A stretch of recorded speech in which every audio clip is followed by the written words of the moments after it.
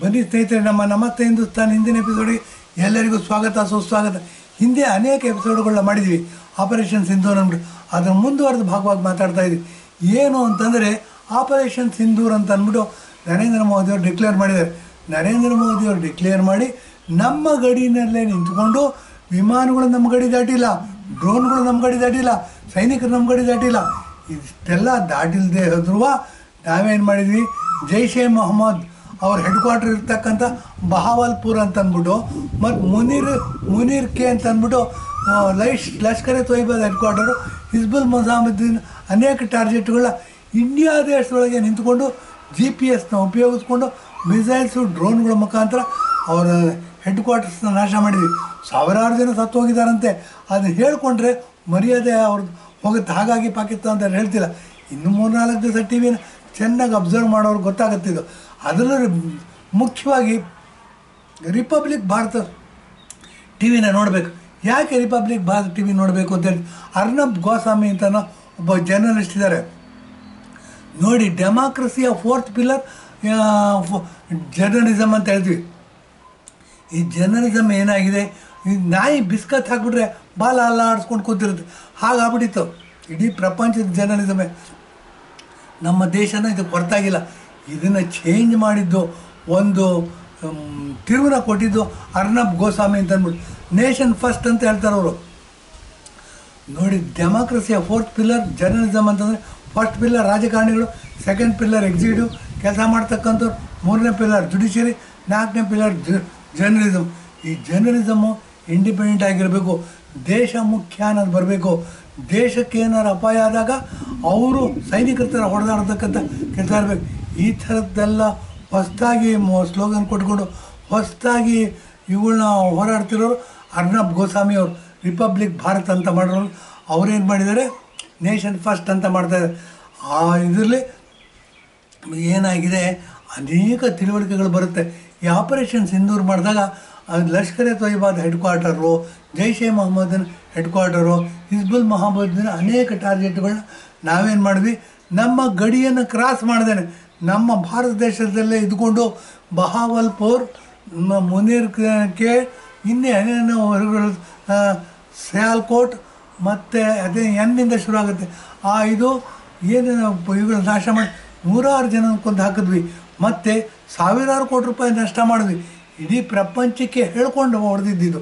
ಇದೇನಾಗುತ್ತೆ, ಕಳ್ಳಾಟದ ಯುದ್ಧ ಬೇರೆ, ಯುದ್ಧ ಅಂತ ಡಿಕ್ಲೇರ್ ಮಾಡಿ ಟೆರರಿಸ್ಟ್ಗಳು ಹೊಡೆದಾಗ ನರೇಂದ್ರ ಮೋದಿಯವರು ಪ್ರಪಂಚಕ್ಕೆ ಗಂಡಸ್ಥಾನ ತೋರಿಸ್ತಾರೆ ನೋಡಿ. ಪಾಕಿಸ್ತಾನ ನಮ್ಮ ಮೇಲೆ ಯುದ್ಧ ಡಿಕ್ಲೇರ್ ಮಾಡೋಕ್ಕಾಗೋದಿಲ್ಲ. ಯಾಕೆಂದ್ರೆ ನಾವು ಹೊಡೆದಿರೋದು ಟೆರರಿಸ್ಟ್ಗಳು. 65 ವರ್ಷ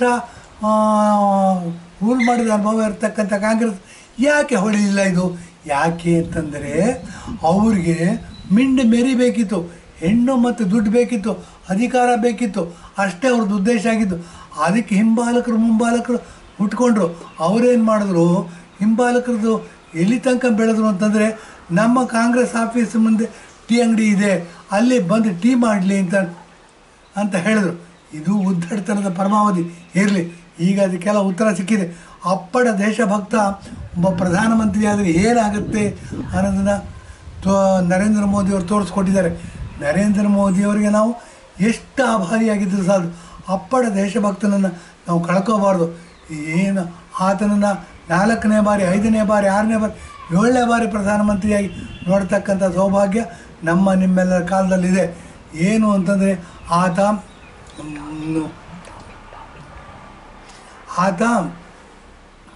ಪ್ರಾಮಾಣಿಕ, ಆತ ದೇಶಭಕ್ತ, ಆತ ಮತ್ತು ಅತಿ ಬುದ್ಧಿವಂತ. ಈ ಥರ ಪ್ರಧಾನಮಂತ್ರಿ ನಾವು ಕಳ್ಕೋಬಾರ್ದು. ಇವ್ರನ್ನ 4, 5, 6, 7ನೇ ಬಾರಿನೂ ಪ್ರಧಾನಮಂತ್ರಿಯಾಗಿ ಚುನಾಯಿಸೋಣ. ಈ ಥರ ಪ್ರಧಾನಮಂತ್ರಿ ಇದ್ದರೆ ಪಾಕಿಸ್ತಾನ ಏನಾಗಿದೆ ನೋಡಿ. ಪಾಕಿಸ್ತಾನದ ಬಗ್ಗೆ ಮಾತಾಡಬೇಕಿತ್ತು. ಬಲೂಚಿಸ್ತಾನ್ ಲಿಬರೇಷನ್ ಆರ್ಮಿ ಅಂತಿದೆ. ಅವರೇನು ಮಾಡಿದ್ದಾರೆ, ನಾವು ಸ್ವಾತಂತ್ರ್ಯ ಬೇಕು ಅಂತ ಅಂದ್ಬಿಟ್ಟು ಏನು ಮಾಡಿದ್ದಾರೆ, ಅವರು ಯುದ್ಧ ಘೋಷಣೆ ಮಾಡಿಬಿಟ್ಟಿದ್ದಾರೆ. ಘೋಷಣೆ ಮಾಡಿ ಏನು ಮಾಡಿದ್ದಾರೆ, ಜಾಫರಾಬಾದ್ ಅಂತ ಇದೆ, ಆ ಇರಾನ್ ಭಾಗದಲ್ಲಿ. ಪಾಕಿಸ್ತಾನದ ಪೂರ್ವ ಭಾಗದಲ್ಲಿ ಇಂಡಿಯಾ ಇದೆ, ಪಾಕಿಸ್ತಾನದ ಉತ್ತರ ಭಾಗದಲ್ಲಿ ರಷ್ಯಾ ಇದೆ, ಪಾಕಿಸ್ತಾನದ ದಕ್ಷಿಣ ಭಾಗದಲ್ಲಿ ಅರೇಬಿಯನ್ ಸಿ ಇದೆ, ಪಾಕಿಸ್ತಾನದ ಪಶ್ಚಿಮ ಭಾಗದಲ್ಲಿ ಇರಾನ್ ಇದೆ. ಆ ಇರಾನ್ಗೆ ಹೊಂದ್ಕೊಂಡಿರ್ತಕ್ಕಂಥ ಪಾಕಿಸ್ತಾನವನ್ನು ನಾವು ಬಲೂಚಿಸ್ತಾನ್ ಅಂತ ಕರಿತೀವಿ. ಬಲೂಚಿಸ್ತಾನ್ ಲಿಬರೇಷನ್ ಆರ್ಮಿ ಅಂತ ಸೈನ್ಯನೇ ಕಟ್ಕೊಂಡಿದ್ದಾರೆ. ಅಲ್ಲಿರ್ತಕ್ಕಂಥ ರಾಜಕಾರಣಿಗಳು ಅವರೇನು ಮಾಡಿದ್ದಾರೆ, ಪಾಕಿಸ್ತಾನದ ಮೇಲೆ ಯುದ್ಧ ಸಾರಿದ್ದಾರೆ. ಯುದ್ಧ ಸಾರಿ ನೋಡಿ, ಜಾಫರಾಬಾದ್ ಅಂತ ಅಂದ್ಬಿಟ್ಟು ಜಾಫರ್ ಎಕ್ಸ್ಪ್ರೆಸ್ ಅಂತ ಹೋಗುತ್ತೆ. ಆ ಜಾಫರ್ ಎಕ್ಸ್ಪ್ರೆಸ್ನ ಕಿಡ್ನ್ಯಾಪ್ ಮಾಡಿದ್ದಾರೆ. ಕಿಡ್ನ್ಯಾಪ್ ಮಾಡಿ ಅದರಲ್ಲಿರ್ತಕ್ಕಂಥ ಪ್ರಯಾಣಿಕರನ್ನೆಲ್ಲ ಒತ್ತೆಯಾಳಾಗಿ ಇಟ್ಕೊಂಡು 160ಕ್ಕಿಂತ ಹೆಚ್ಚು ಜನ ಪಾಕಿಸ್ತಾನಿ ಸೈನಿಕರು ಕೊಂದು ಹಾಕಿದ್ದಾರೆ. ಗ್ರೆನೇಡ್ಗಳನ್ನ ಹಾಕಿದ್ದಾರೆ. ಮತ್ತು ಹೆಲಿಕಾಪ್ಟ್ರಿಂದ ಹೋದ್ಮೇಲೆ ಹೆಲಿಕಾಪ್ಟ್ರಿಂದ ಅಟ್ಯಾಕ್ ಮಾಡಬೇಕು ಅಂತ ಹೋದಾಗ ಶೋಲ್ಡರ್ ಇದ್ರ ಮೇಲೆ ರಾಕೆಟ್ಗಳನ್ನ ಲಾಂಚ್ ಮಾಡಿ ಹೆಲಿಕಾಪ್ಟರ್ಗಳನ್ನ ಹೊಡೆದಿರ್ತಾರೆ. ಇಷ್ಟು ದೊಡ್ಡದಾಗಿ ಯುದ್ಧ ಆಗ್ತಿರ್ಬೇಕಾದ್ರೆ ಪಾಕಿಸ್ತಾನ ಇರೋಕ್ಕೆ ಸಾಧ್ಯನಾ? ಪಾಕಿಸ್ತಾನದ ಹೆಚ್ಚು ಕಡಿಮೆ 42-43% ಇರ್ತಕ್ಕಂಥ ಪಶ್ಚಿಮ ಭಾಗದಲ್ಲಿರ್ತಕ್ಕಂಥ ಇದು ಪಾಕಿಸ್ತಾನ ತುಂಡಾಗಿ ಹೋಗ್ಬಿಟ್ಟಿದೆ. ಇದು ಒಂದು ಡಿಕ್ಲರೇಷನ್ ಅಷ್ಟೇ ಬಾಕಿ ಇರೋದು. ಪಾಕಿಸ್ತಾನ ಇದೇ ಥರ ಆದರೆ ಇನ್ನೂ 2-3 ಭಾಗ ಆಗುತ್ತೆ. ಕರಾಚಿ ಭಾಗ ಬೇರೆ ಆಗುತ್ತೆ, ಮತ್ತು ಉತ್ತರದಲ್ಲಿರ್ತಕ್ಕಂಥ ವಜೀರಿಸ್ತಾನ್ ಅದು ಬೇರೆ ಆಗುತ್ತೆ, ಮತ್ತು ಪಂಜಾಬ್ ಪ್ರಾಂತ ಬೇರೆ ಆಗುತ್ತೆ. ಪಾಕಿಸ್ತಾನ 7-8 ಭಾಗ ಆಗುತ್ತೆ. 7-8 ಭಾಗನೂ ನರೇಂದ್ರ ಮೋದಿಯವ್ರ ಕಾಲದಲ್ಲಿ ಆಗುತ್ತೆ. ನರೇಂದ್ರ ಮೋದಿಯವ್ರನ್ನ ನಾವು ಎಷ್ಟು ಶ್ಲಾಘನೆ ಮಾಡೋದು. ಯುದ್ಧ ಮಾಡದೆ ಒಂದು ದೇಶವನ್ನು 7-8 ತುಂಡು ಮಾಡೋದಿದೆ ನೋಡಿ, ಅದು ಚಾಣಕ್ಯನಿಗಿಂತ ಜಾಸ್ತಿ ಬುದ್ಧಿವಂತ. ಚಾಣಕ್ಯನ ರಾಜಕೀಯ ಗುರು ಅಂತ ಹೇಳ್ತಾರೆ. ಆ ಚಾಣಕ್ಯನ ಬಗ್ಗೆ ತಿಳ್ಕೋಬೇಕು ಅಂದರೆ ಉಜ್ಜಯಿನಿಗೆ ಹೋಗಬೇಕು. ಅಲ್ಲೇನಾಗಿದೆ, ಕ್ಷಿಪ್ರಾ ನದಿ ಅಂತಿದೆ. ಕ್ಷಿಪ್ರಾ ನದಿಯೊಳಗೆ ನವರತ್ನಗಳಿದ್ವಂತೆ ವಿಕ್ರಮಾದಿತ್ಯನ ಕಾಲದಲ್ಲಿ. ಅದರಲ್ಲೂ ಒಂದು ಇದು ಚಾಣಕ್ಯ ಅಂತ ಅಂದ್ಬಿಟ್ಟು, ಆ ಚಾಣಕ್ಯನ ಬುದ್ಧಿವಂತಿಕೆಯನ್ನು ಮೀರ್ತಕ್ಕಂಥ ಬುದ್ಧಿವಂತಿಕೆ ನಮ್ಮ ನರೇಂದ್ರ ಮೋದಿಯವರಿಗೆ.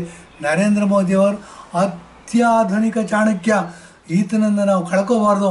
ಈತನ ಪ್ರಾಮುಖ್ಯತೆಯನ್ನು ಎಲ್ಲ ಜನರಿಗೂ ಮುಟ್ಟಿಸ್ತಕ್ಕಂಥ ಜವಾಬ್ದಾರಿ ಪ್ರತಿಯೊಬ್ಬ ದೇಶಭಕ್ತನ ಮೇಲಿದೆ.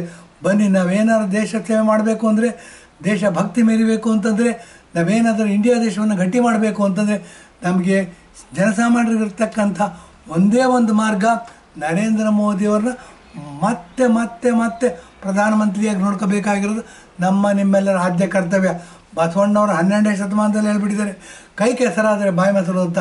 ಈ ನಮ್ಮ ಸಿದ್ದರಾಮಯ್ಯನವ್ರು ಏನು ಮಾಡ್ತಾರೆ, ಬಾಯಲ್ಲಿ ಬಸವಣ್ಣ ಅಂತ ಹೇಳ್ತಾರೆ, ಆದರೆ ಅಕ್ಕಿ ಫ್ರೀ ಕೊಡ್ತೀವಿ, ಬಸ್ ಫ್ರೀ ಕೊಡ್ತೀವಿ, ಇವನಿದ್ದೀವಿ ದುಡ್ಡು ಕೊಡ್ತೀವಿ, ಹೆಂಗಸರಿಗೆ ದುಡ್ಡು ಕೊಡ್ತೀವಿ, ಹೆಂಗಸರು ಬಸ್ ಫ್ರೀ ಮಾಡ್ತೀವಿ, ಎಲೆಕ್ಟ್ರಿಸಿಟಿ ಫ್ರೀ ಮಾಡ್ತೀವಿ, ಎಲ್ಲದನ್ನು ಫ್ರೀ ಮಾಡ್ತೀಯಲ್ಲಪ್ಪ. ನೀವೇ ಮನೆಯಿಂದ ತಂದಿದ್ದೀರ ದುಡ್ಡನ್ನ? ನಮ್ಮದು ಒಂದು ಸಿಂಪಲ್ ಪ್ರಶ್ನೆಗೆ ಉತ್ತರ ಹೇಳಿ. ಜನಗಳನ್ನ ದುಡ್ಡನ್ನ ಯಾರ್ದೋ ಕಿತ್ಕೊಂಡು ಯಾರಿಗೋ ದಾನ ಮಾಡೋದು ದೊಡ್ಡಸ್ಕೆ ಅಲ್ಲ ರೀ. ಇದೆಲ್ಲ ದುಡಿಯುವ ಕೈಗಳಿಗೆ ಕೆಲಸ ಕೊಡಬೇಕು. ಕೆಲಸವನ್ನು ಹುಡುಕ್ತಕ್ಕಂಥ ಕೆಲಸ ಮಾಡಿ, ಕೆಲಸವನ್ನು ಉದ್ಯೋಗ ಸೃಷ್ಟಿ ಮಾಡ್ತಕ್ಕಂಥ ಕೆಲಸವನ್ನು ಮಾಡಿ.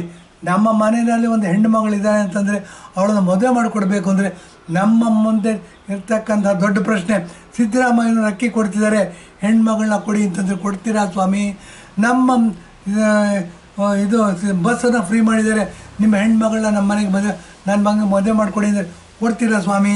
ಮತ್ತು ಯುವನಿಧಿ ಫ್ರೀ ಇದೆ, ನಮ್ಮ ಹುಡುಗಂಗೆ ಯುವನಿಧಿ ಬರ್ತಾಯಿದೆ 3,000 ರೂಪಾಯಿ, ನಿಮ್ಮ ಹೆಣ್ಮಗಳನ್ನ ಮದುವೆ ಮಾಡಿಕೊಡಿ ಅಂದರೆ ಕೊಡ್ತೀರಾ ಸ್ವಾಮಿ? ಇವೆಲ್ಲ ಯೋಚನೆ ಮಾಡಬೇಕಾದಂಥ ವಿಚಾರ. ಯಾರು ದುಡಿತಾನೆ, ಯಾರು ದುಡಿತಕ್ಕಂಥ ಶಕ್ತಿ ಇದೆ, ಯಾರು ಕಾರ್ ಇಟ್ಕೊಂಡಿದ್ದಾನೆ ಅಂಥವ್ರಿಗೆ ಮಾತ್ರ ನಾವು ನಮ್ಮನೆ ಹೆಣ್ಮಗಳನ್ನ ಮದುವೆ ಮಾಡಿಕೊಡ್ತೀವಿ. ಇದನ್ನು ಗಮನದಲ್ಲಿ ಇಟ್ಕೋಬೇಕು. ಇಂಥ ಅವಕಾಶಗಳನ್ನ ಸೃಷ್ಟಿ ಮಾಡಿಕೊಡ್ತಕ್ಕಂಥ ಮೋದಿ ಬೆಟರ್ರ ಅಥವಾ ಫ್ರೀ ಬಿಗಳನ್ನ ಅನೌನ್ಸ್ ಮಾಡಿ ಅಧಿಕಾರದಲ್ಲಿ ಕೂತ್ಕೊಂಡ್ರೆ ಸಿದ್ದರಾಮಯ್ಯನ ಬೆಟರ್ ಅನ್ನೋ ವಿವೇಚನೆಯನ್ನು ಮಾಡಬೇಕು. ಸರಿಯಾದ ನಿರ್ಧಾರ ತಗೊಳ್ಳಿ ಅಂತೇಳಿ ಇಂದಿನ ಎಪಿಸೋಡ್ ಮುಗಿಸ್ತಾ ಇದ್ದೀನಿ. ಧನ್ಯವಾದ, ನಮಸ್ಕಾರ.